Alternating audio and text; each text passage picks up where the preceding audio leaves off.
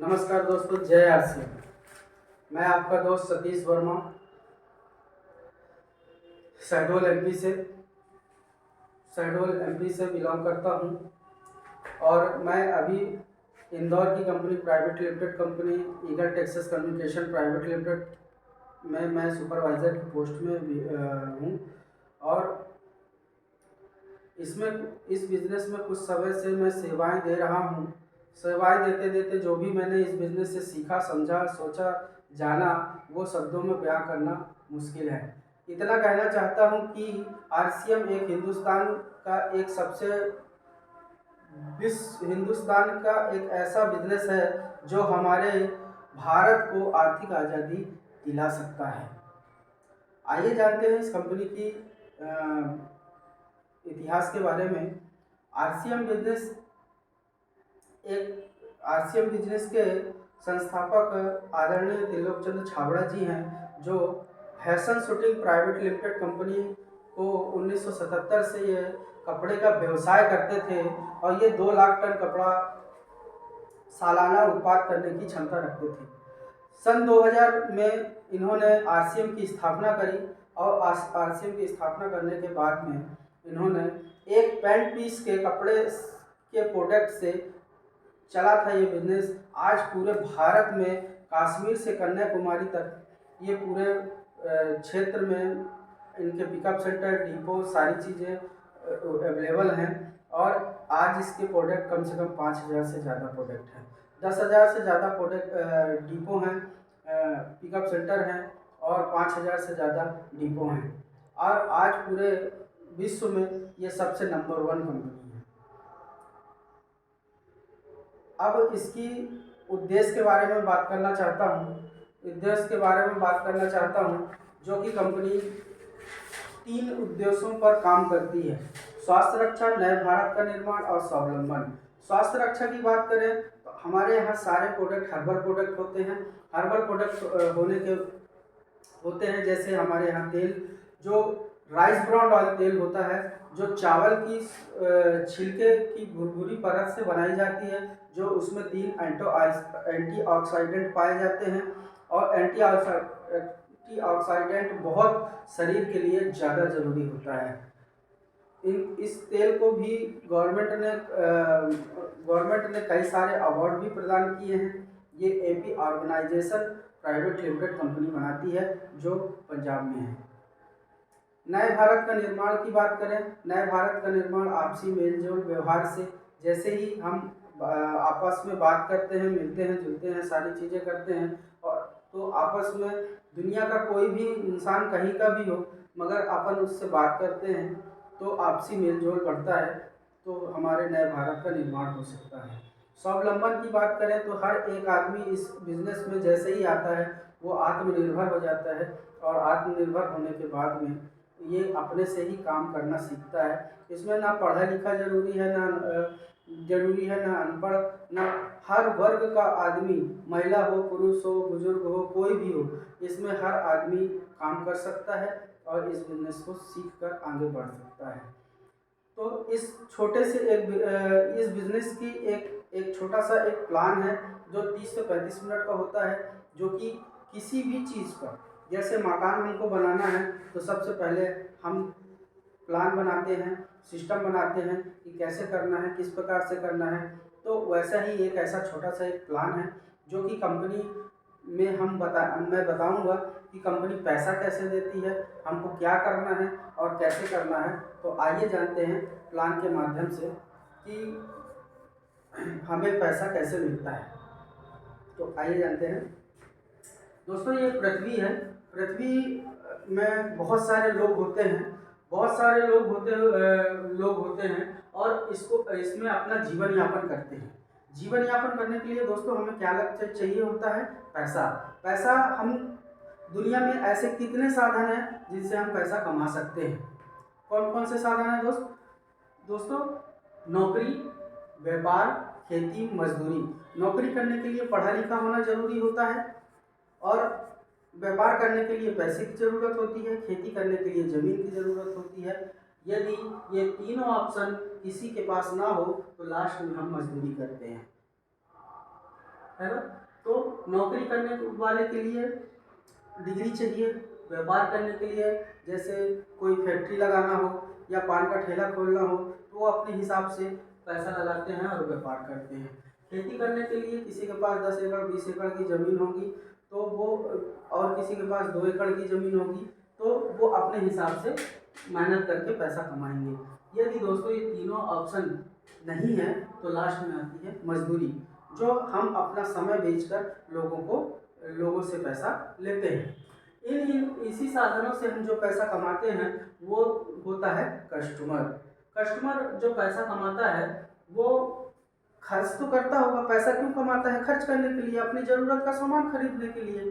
तो जैसे ही ज़रूरत का सामान हमको चाहिए होता है हम खर्च करते हैं, और खर्च कहाँ करेंगे? बाजार में। बाजार में जैसे ही खर्चा करते हैं, हमको मान लीजिए हमारे पास बहुत सारे प्रोडक्ट हैं, हम एक प्रोडक्ट की बात करते हैं, हमारे पास साबुन यदि हमको ज़रूरत है तो साबुन हम कहाँ जाएंगे? अपने नज़दीकी रिटेलर भाई साहब की दुकान पे। वो रिटेलर भाई साहब को हम साबुन मांगेंगे, वो रिटेलर भाई साहब साबुन देगा, और साबुन जैसे ही लेंगे तो ये देखने की बात है कि ये भाई साहब क्या साबुन को बनाते हैं क्या? नहीं बनाते। ये कहाँ से लाते हैं? होलसेलर से। होलसेलर भी सामान को नहीं बनाता। ये कहाँ से लाते हैं? डिस्ट्रीब्यूटर से। और डिस्ट्रीब्यूटर भी सामान को नहीं बनाता, वो कहाँ से लाता है? Career forward. प्रदेश लेवल का आदमी होता है जो जिसको बोलते हैं अपन कैरियर फॉरवर्ड, है ना। तो ये कहाँ से लाता है? ये कंपनी से लाता है। कंपनी से ये करोड़ों रुपए कंपनी को ये देकर फ्रेंचाइजी ले लेता है, और जो प्रदेश लेवल पे बैठा हुआ होता है तो वो यहाँ पे सामान को स्टॉक कर लेता है। इसके बाद ये सामान चलता है। इसको बोलते हैं sir traditional market. Traditional market मतलब परंपरागत बाजार। हमारे दादा परदादा न जाने कितनी पीढ़ियाँ इस बाजार व्यवस्था से हम सामान खरीदती हुई आई है और खरीद रही है, क्योंकि हमारी मजबूरी है, क्योंकि हमारे सामने कोई दूसरा ऑप्शन नहीं है। तो आइए थोड़ा सा बात करते हैं ट्रेडिशनल मार्केट की, कि कंपनी अपना सामान बनाती है। Raw material, government tax, labour खर्चा, स्वयं का मुनाफा काट पीट कर एक साबुन की प्राइस रखती है कितना? 5 रुपए। 5 रुपए रखती है। अब सामान तो बन गया, सामान बनने के बाद में कंपनी क्या करती है कि उसको सेल कैसे करे। सामान बनाना आसान होता है, मगर सामान को बेचना, मार्केट में लेके जाना वो कठिन होता है। तो कंपनी क्या करती है, ऐसा क्या करा देती है कि रातों रात हमको घर बैठे ही पता चल जाता है कि कोई कंपनी ने किसी सामान को तैयार किया है। तो वहां पे कंपनी कराती है ऐड, प्रचार। कंपनी कराती है प्रचार जैसे ही कराती है तो क्या प्रचार हम लोग आप लोग करते हैं? नहीं, जाने माने चर्चित चेहरे करते हैं, जैसे अमिताभ बच्चन, ऐश्वर्या राय, खेल जगत के सचिन तेंदुलकर हो गए, सानिया मिर्जा जी हो गई, और भी पेपर के माध्यम से, बुकलेट के माध्यम से ऐसे प्रचार होता है। और बार बार टीवी भी देखते हैं तो टीवी के माध्यम से पता ही नहीं चलता कि टीवी में पिक्चर हम देख रहे हैं कि ऐड देख रहे हैं। बार बार हमको वो चीज़ दिखाई जाती है, और जैसे ही हम यहाँ पे डिमांड करते हैं तो यहाँ से ऐड जैसे ही हम देखते हैं, वो डिमांड करते हैं तो ये सामान चल पड़ता है। इस तरीके से सामान हमारे तक आता है। तो आइए देखते हैं, ये ऐड किया इन्होंने तो क्या फ्री में किया? कुछ ना कुछ लिया होगा। करोड़ों रुपए, कंपनी के करोड़ों रुपए, यदि एक साबुन की बात करें तो एक साबुन पे यदि 1 रुपए हम देते हैं तो 1 करोड़ साबुन में 1 करोड़ ये लेके चलेगी। ये भाई साहब कैरी एंड फॉरवर्ड जो फ्री करोड़ों रुपए कंपनी को ये फ्रेंचाइजी दे के रखे, करोड़ों रुपए सिक्योरिटी मनी के रूप में दे के बैठे हैं, तो ये समाज सेवा के लिए तो नहीं बैठे, ये भी कुछ ना कुछ लेंगे। तो इनको भी 1 रुपया अपन दे देते हैं। इसी प्रकार से ये भी छोटी छोटी पूंजी लगा के बैठे हुए हैं, तो ये भी अपनी छोटी छोटी पूंजी लगा के बैठे हुए हैं। तो यदि अपन सगे चाचा की दुकान है और अपना हम जाते हैं, चाचा से यदि साबुन मांगे तो क्या वो 9 रुपए में लाया होगा तो दे देगा क्या? नहीं देगा। उसने भी छोटी सी पूंजी लगा के बैठा है, तो कुछ ना कुछ कमाने के लिए बैठा है ना। तो इस तरीके से हम तक ये सामान पहुंचता है। तो आइए देखते हैं, जो सामान 5 रुपए में बना था हमने इनको 1-1 रुपए भी दे दिया तो ये सामान अपने को कितने का पड़ा, साबुन कितने की पड़ी, 10 रुपए की। 10 रुपए की यदि कोई आदमी दिन भर रिक्शा चलाया, मजदूरी किया तो पैसा कमाया तो खर्च कहाँ करेगा, बाजार में ही करेगा। तो जैसे ही बाजार में खर्च करेगा तो 10-10 इनके बीच में बढ़ जाएगा और 50 रुपए का सामान वो घर के लेके जाता है ना। कोई आदमी 20 साल की उम्र से 70 साल काम करता है तो काम कितने साल हुआ, 50 साल। तो 25 साल की कमाई, 25 साल की कमाई में हम उनको दे देते हैं जिनको हम जानते ही नहीं हैं, और 25 साल की कमाई से हम लड़के बच्चों की पढ़ाई लिखाई, शादी ब्याह ये सब करके पैसा ख़त्म कर देते हैं। आज हम अपने पिताजी से पूछें कि आपने कितना कमा के रखा तो उनके पास कोई जवाब नहीं है, कोई जवाब नहीं है। तो इसी प्रकार से बाजार व्यवस्था है, इसको बोलते हैं ट्रेडिशनल मार्केट, परंपरागत बाजार। तो इसी के अर्थशास्त्रियों ने देखा कि अर्थशास्त्रियों ने देखा कि 20% आदमी अमीर है, 80% आदमी गरीब है। 1977 का आंकड़ा है, 1947 का आंकड़ा है कि 20% आदमी अमीर है, 80% आदमी गरीब है। और आज सन 2021 चल रहा है, आज का भी आंकड़ा आप देखेंगे तो 20% आदमी अमीर है, 80% आदमी गरीब है। तो क्या कौन है 80%? ये ग्राहक है। 20% कौन है? कंपनी और ये बिचौलिए जो छोटी छोटी पूंजी लगा के बैठे हैं, जो 20% 80 लोग 20% लोगों को बैठा के खिला रहे हैं। तो इस बाजार व्यवस्था को देखते हुए एक मीटिंग में एक बात आई कि इस बाजार व्यवस्था में ग्राहक को बहुत नुकसान हो रहा है, ग्राहक कुचला जा रहा है, ग्राहक को कोई प्रॉफिट नहीं हो रहा है और बड़े आदमी पैसा लगा लगा के बड़े होते जा रहे हैं। तो उसमें से एक वैज्ञानिक ने कहा कि आप यदि इस बाजार व्यवस्था को बंद कर देते हैं तो ये व्यवस्था बन सकती है। तो सारे वैज्ञानिकों ने कहा यदि हम इस बाजार व्यवस्था को बंद कर देंगे तो लोगों तक सामान कैसे मिलेगा, तो सामान कैसे मिलेगा? तो उन्होंने जवाब दिया यदि कंपनी माल बनाती रहे और ग्राहक सामान को यूज करता रहे तो क्या कंपनी नहीं चल सकती? तो ये बीच के लोगों का क्या काम? तो कंपनी से हम क्या करेंगे कि कंपनी के एक डायरेक्ट सेलिंग सिस्टम की दुकानें खोलेंगे और डायरेक्ट सेलिंग सिस्टम की दुकान से ग्राहक को सामान देंगे। कंडीशन ये रहेगी कि यहाँ पे Aadhaar card, bank passbook, passport size photo देंगे और इसमें अपना रजिस्ट्रेशन कराएंगे। रजिस्ट्रेशन करा के आदमी यहाँ पे ग्राहक बन जाएगा, परमानेंट ग्राहक हो जाएगा। ठीक है। तो इसके बाद में परमानेंट जब ग्राहक हो जाएगा तो यहाँ से सामान को खरीदना लगेगा। तो जब खरीदने लगेगा तो क्या होगा कि इस रास्ते से जो सामान जाता था, यहाँ से जो 50% पैसा यहाँ बीच में बढ़ता था वो 50% पैसा बचने लगा। जब ये 50% पैसा बचने लगेगा तो कंपनी क्या कहती है कि ये 50% पैसा ना मेरा पहले था और ना अब भी है। मैं इसमें से क्या करती है कि 5% कंपनी अपने ट्रांसपोर्ट के खर्चे में लेती है और ट्रांसपोर्ट के खर्चे से लेकर इसको बचे 45% को हम एक सिस्टम के थ्रू वापस कर देती है। तो कैसे वापस करती है? 10 से 32% स्वयं की खरीदी पे, 3 से 8% रॉयल्टी इनकम, रॉयल्टी के बारे में मैं आगे बताऊंगा, 1 से 5% टेक्निकल बोनस के रूप में।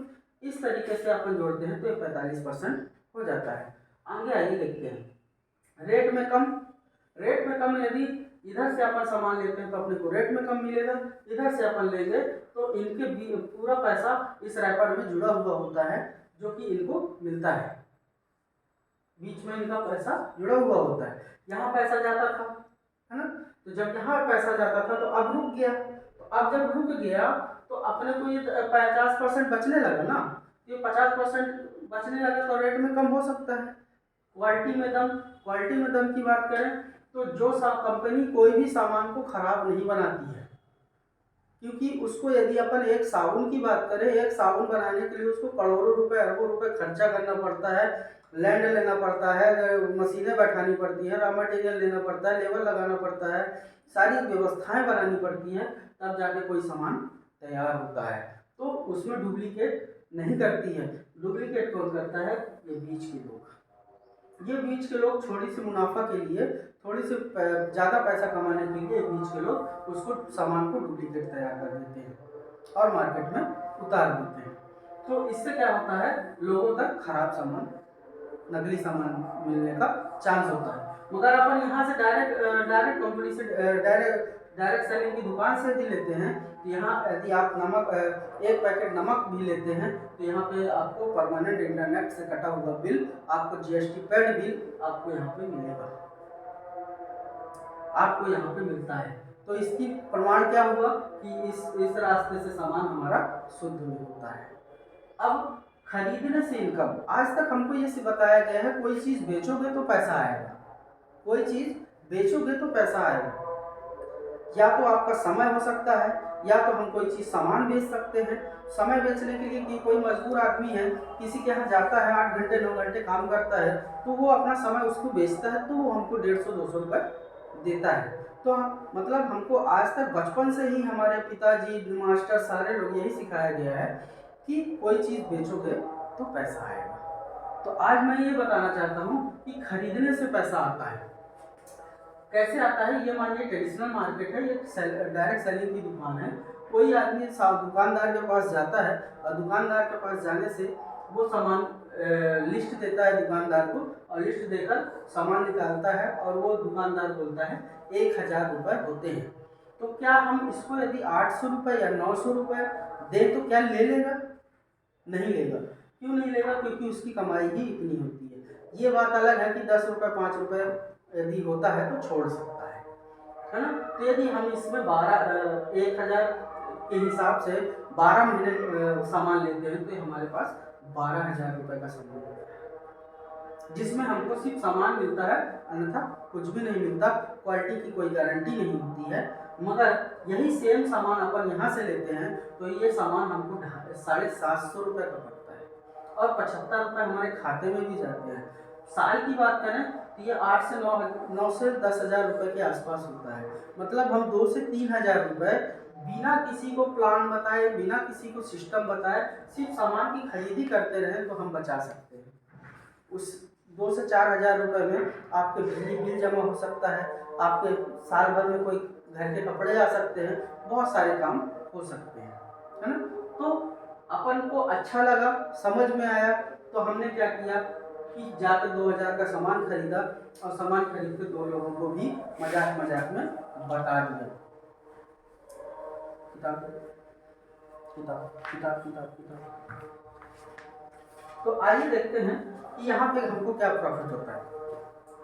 कि हमने 2000 का सामान खरीदा, इसने भी 2000 का सामान खरीदा, इसने भी खरीदा, तो 2000 का अपन परसेंटेज निकालते हैं कि यहाँ पे लिखा हुआ है 100 रुपये से 4,999 तक में 10%। हमने सामान कितने का खरीदा? 200 रुपये का, 2000 रुपये का। तो हमको सामान कितने पैसा, हमको कितना कमीशन आया? 200 रुपये, है ना। मगर कंपनी ने क्या किया कि मजाक मजाक में हमने सामान को खरीदवाया। मगर मान लीजिए किराने की दुकान है और एक दुकान में हम जाते हैं, कोई हमारा अच्छी दुकानदार है, हम जाकर 2000 का सामान उसको भी खरीदते हैं, हम स्वयं खरीदते हैं, तो उसका 6000 की बिक्री होती है, तो वो कितना कमाएगा भाई साहब? 600 रुपये कमाएगा। 600 रुपये जब वो कमाएगा तो हमको क्या 100 रुपये भी दे सकता है? नहीं देगा। क्यों? क्योंकि उसका नहीं देगा वो, है ना। तो यहाँ पे क्या होता है कि हम जाने अनजाने में लोगों को फ्री में प्रचार करते रहते हैं कि वो डॉक्टर अच्छा है, वो क्लिनिक अच्छी है, वहाँ शोरूम कपड़े का अच्छा है। जाने अनजाने में वहाँ पे हम चर्चा कर देते हैं और लोग जाके सामान खरीद लेते हैं और हमको वहाँ पे कुछ नहीं होता। मगर यहाँ पे आपने गलती से 2 लोगों को बताया तो कंपनी ने इसको सीरियस में लिया। तो यहाँ पे हुआ 6000 का बिजनेस, और 6000 के बिजनेस में 5000 से 9,999 तक में आपको मिलता है 12%। 12% कितना होता है? 720 रुपये। 720 रुपये में 400 रुपये, 200 रुपये इसका, 200 रुपये ये घटा देते हैं, बचे 320 रुपये, तो 200 रुपये इसका भी घटा देते हैं, फिर भी 120 रुपये बचता है। वो किस बात के बचते हैं? और ये किसको मिलेगा? ये मिलेगा साहब इनको, इस आदमी को, क्योंकि इन दोनों को उसने प्लान बताया था, सिस्टम बताया था, इनको जाके सामान खरीदवाया था तो इसको 120 रुपये मिलते हैं। यही पैसा एक दिन 1200 रुपये हो जाता है, एक दिन 12,000 हो जाता है, एक दिन भी 12 लाख रुपये हो जाता है। तो आगे बात करते हैं, यदि हमारी पूरी टीम मिलकर पूरी टीम काम करे, हर महीने हर आदमी 2-2 आदमी को भी लेके आता है तो 12 महीने में 4,999 आदमी होते हैं। तो क्या उसमें अपन 1,000 आदमी पूरी टीम मिलकर नहीं कर सकते? वो क्या करेंगे? खरीदी तो करेंगे, खरीदी ही करेंगे, 1,000 आदमी आएंगे तो यहाँ पे होता है साहब 20 लाख का बिजनेस। 20 लाख का बिजनेस जिस दिन हो जाएगा उस दिन 1 से 1.5 लाख रुपए मंथली इनकम के हिसाब से आपको आनी चालू हो जाएगी। ठीक है दोस्तों, ये मंथली हिसाब से आपको पेमेंट आना चालू होगा। तो अब बात आती है रॉयल्टी इनकम की। जहाँ पे मैंने बताया था 3 से 8% रॉयल्टी इनकम, वो रॉयल्टी इनकम क्या होती है वो मैं आपको बताना चाहता हूँ। रॉयल्टी इनकम वो होती है, दुनिया में 3 ही प्रकार लोगों को रॉयल्टी इनकम मिलती है, लेखक, गायक, वैज्ञानिक। थॉमस अल्वा एडिसन की बात करें, थॉमस अल्वा एडिसन बल्ब का आविष्कार किया था उन्होंने, तो आज उनकी 7वीं 8वीं पीढ़ी हो गई और कंपनी कई सारी बदल गई हैं। तो चाहे कुछ भी हो जाए, उनके घर में उनके आविष्कार किए हुए पैसे को अपन गवर्नमेंट उसको ध्यान देती है और उनके घर में पैसा देती है। मतलब एक बार किया हुआ काम का पैसा पीढ़ी दर पीढ़ी हमेशा आता ही रहता है। जैसे मोहम्मद रफ़ी की बात करें, मोहम्मद रफ़ी के ओरिजिनल गाए हुए कैसेट यदि मार्केट में जब जब बिकेंगे उसके घर में पैसा जाएगा। कोई किताब लिखता है तो वो किताब जब जब मार्केट में बिकेगी उसके घर में रॉयल्टी जाएगी। इस प्रकार से कहने का मतलब काम करो एक बार, इनकम आए बार बार। ये चौथी प्रकार की रॉयल्टी ट्रेडिशनल मार्केट में आई है जो कि आरसीएम में मिलती है। इसमें हमको क्या करना होता है कि हम कुछ समय तक काम करते हैं। कोई मान लीजिए एक आदमी है, अपने बीवी बच्चे लड़कों के साथ में रहता है, वो सुबह नौकरी से जाता है, नौकरी के लिए जाता है, तो उसकी बीवी बोलती है सामान घटिया लेते आइएगा, बच्चे बोलते हैं चॉकलेट लेते आइएगा।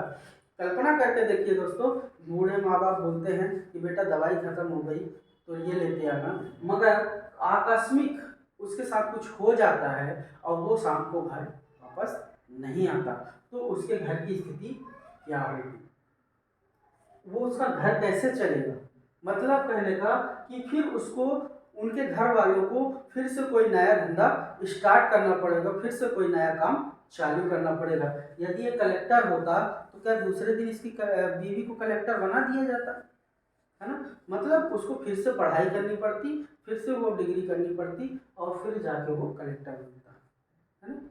तो इसी प्रकार से इस व्यक्ति, ये आदमी खत्म हुआ तो ये भी आदमी खत्म होगा, दोनों सेम है। मगर इसने क्या किया था, यहाँ पे 2 साल उसने मेहनत की थी कि अपने नीचे हजारों लोगों का कारवां खड़ा कर दिया था और वो इस दुनिया से चला गया। तो क्या हुआ कि यहाँ पे उसके नॉमिनी का नाम आ गया, आरसीएम किया हुआ था, नॉमिनी का नाम आ जाता है और नॉमिनी का नाम आता है तो ये आदमी खत्म होगा। तो एक बात बताइए, क्या नीचे के लोग नमक हल्दी तेल मिर्चा खाना बंद हो जाएगा? खाएंगे ना। तो ये जब जब ये लोग अपने लिए सामान खरीदेंगे, इनके नॉमिनी के नाम पे इसके बिजनेस को पैसा जाएगा। ठीक है, मतलब ये पीढ़ी दर पीढ़ी पैसा जाएगा। एक ग्राफ के हिसाब से समझाता हूँ। ये मान लीजिए कोई आदमी कलेक्टर है, कलेक्टर तो पैदा हुआ एक बच्चा, बच्चा पैदा होकर बड़ा हुआ, कलेक्टरी किया और रिटायर हो गया। अब उसके यदि बच्चे को कलेक्टरी करनी हो तो फिर वही स्टाफ करेगा कि बच्चा बड़ा होगा, फिर कलेक्टरी की पढ़ाई करेगा, फिर जाकर रिटायर हो जाएगा।